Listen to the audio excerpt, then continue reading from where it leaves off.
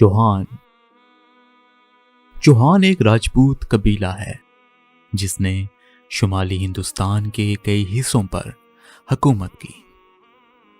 चौहान का शुमार राजपूतों के 4 मरकजी कबीलों में होता है जिन्होंने हर मौके पर बैरूनी हमलावरों के खिलाफ शदीद मज़ाहिमत की है।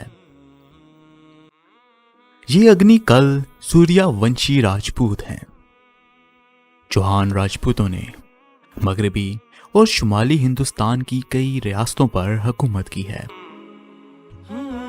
5वीं सदी में सफ़ेद हनुओं ने शुमाली और शुमाल मगरबी हिंदुस्तान और पाकिस्तान में एक ज़बरदस्त हमला किया था। उस वक्त यहाँ गुप्ता सल्तनत थी। हनुओं से शिकस्त के बाद गुप्ता सल्तनत टूट फूट का शिकार हो गई और बहुत से खुद मुख्तार हिंदू राजाओं की हुकूमत कायम हो गई। इन्हीं में से कुछ चौहान खानदान के राजा थे। चौहान खानदान के अहम सरदारों में मानकराय और पृथ्वीराज चौहान बहुत मशहूर हुए। मानकराय 685 में अजमेर और सिंभर पर हुकूमत करते थे, जबकि पृथ्वीराज चौहान दिल्ली के आखिरी हिंदू बादशाह थे जो शहाबुद्दीन गौरी के खिलाफ लड़े थे। चौहान खुद को एक राजपूत अग्निवंश आग से पैदा हुई कौम बताते हैं।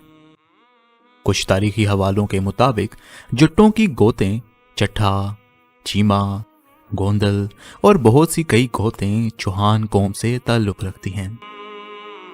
चौहान कौम जो भारत और पाकिस्तान में पाई जाती है, तारीख में इनको पृथ्वीराज चौहान की सल्तनत की वजह से खास तौर पर याद किया जाता है। तारीखी, सकाफती और तादाद के लिहाज से इनको राजस्थान में बहुत अहमियत दी जाती है। नाजरीन, इससे पहले कि वीडियो शुरू करूं, आपको बताना चाहूंगा कि ये वीडियो ISC की कास्ट सीरीज का हिस्सा है। हम अब तक अल्हम्दुलिल्लाह 43 कौमों की तारीख पर वीडियोस बना चुके हैं। मजीद कई कौमों पर इंशाल्लाह वीडियोस बनाएंगे, इसलिए ISC को काइंडली जल्दी से सब्सक्राइब कर लें। शुक्रिया। हिंदू कुतुब वेदों यानी वेदास में चौहानों का खास जिक्र है। कहा जाता है कि ये अग्निवंशी हैं, यानी कि इनको आग से मंसूब किया गया था। इनको पैदा इसलिए किया गया ताकि ये असुरों यानी बुरी बुलाओं से लड़कर इनको ख़त्म कर दें। इनकी इब्तदा इस आग से हुई थी जो कोह अबू में निकली थी। पाकिस्तान में चौहान लोग ज़्यादातर पिंडी खेप, गुजरात, रावलपिंडी, झेलम की ढोकों और चकवाल में आबाद हैं। पृथ्वीराज चौहान दिल्ली और अजमेर का आखिरी हिंदू राजा था। इसकी बहादुरी के कारनामे शुमाली हिंदुस्तान में मशहूर हैं। इसने अपने हमसाया राजपूत हुक्मरानों के साथ कई जंगें लड़ी हैं।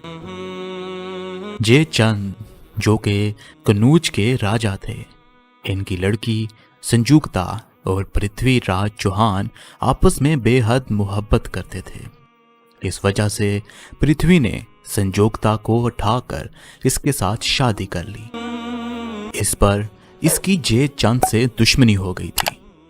पृथ्वीराज की हुकूमत राजस्थान, हरियाणा, दिल्ली, मध्य प्रदेश और उत्तर प्रदेश के इलाकों पर मुश्तमिल थी। इसका दारुल हुकूमत अजमेर था। चौहानों ने 400 साल तक इन इलाकों पर हुकूमत की। 1191 ईस्वी में पृथ्वीराज ने मोहम्मद गौरी को तराइन के मैदानों में शिकस्त दी, लेकिन 1192 ईस्वी में सुल्तान मोहम्मद गौरी के दूसरे हमले में इसे बुरी तरह शिकस्त हुई और वो पकड़ा गया और इसे कत्ल कर दिया गया। तराइन में पृथ्वीराज की शिकस्त को हिंदुओं की इस्लामी फतह में एक तारीखी वाक़या के तौर पर देखा जाता है और इस पर बहुत कुछ लिखा जा चुका है। पृथ्वीराज की शिकस्त के बाद चौहान की शाखें आज़ाद या खुद मुख्तार रहीं। ऐसी ही एक रियासत मंडावर की थी जो 1803 में अलवर के राजा बख्तावर सिंह के कब्जे तक आजाद रही। इस रियासत की बुनियाद पृथ्वीराज के चचा काना देवा ने रखी थी और इसके 18 बेटे थे। आजकल ज्यादातर चौहान इन्हीं की औलाद हैं। वो काका काना के नाम से भी जाने जाते थे। उन्होंने शिव मंदिर को तामीर किया। काका काना के बेटे भीमा देव को असागढ़ और मथन की सल्तनत दी गई। भीमा देव के 4 बेटे थे। इनमें से सबसे बड़ा लखन सिंह था, जिसे मंदावर का हुक्मरान बना दिया गया। लखन के बेटे हल्ला देव को तैमूर के मंदावर पर हमले का सामना करना पड़ा, जिसमें हल्ला देव मारा गया। इसका बेटा चंदर बाद में मुसलमान हो गया और इसे मंदावर की जागीर तोहफे में दी गई। बाद में तैमूर ने इसे राव का खिताब दिया। एक और रवायत के मुताबिक मंदावर शहर की बुनियाद राव मदन चौहान ने 1170 ईस्वी में रखी थी।